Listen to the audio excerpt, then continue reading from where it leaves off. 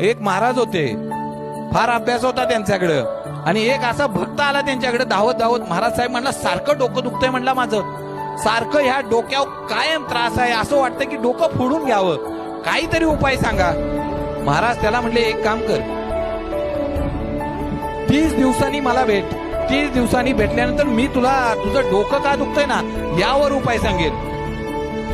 फक्त म्हणले, जाताना एक गोष्ट लक्षात ठेव, तू फक्त 30च दिवस जिवंत राहणार आहे. त्यानं महाराज सोडलेच.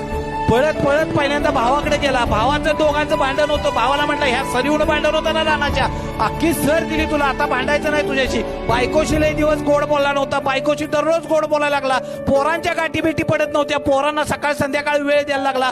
असं वाटलं की 30 दिवस कधी गेले ना ह्या डोक्यात नाहीच ना, हे जे अडवायचे ते जे दिरवायचे त्याचा कार्यक्रम करायचं, वाईट काहीच येत नव्हतं. जे येत होतं ना ते चांगलंच होतं. आणि ज्यावेळेस 30व्या दिवशी उठला, 31व्या दिवशी, त्यावेळी म्हटलं, बहुतेक आपण जिवंत दिसतोय, बहुतेक त्या स्वामींचीच कृपा आहे, महाराजांची.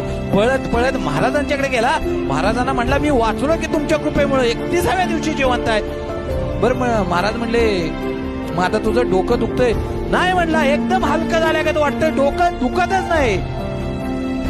मित्रांनो, हीच किमी आहे ना आमच्या डोक्यात, तिथलं जे आहे ना कमी करा.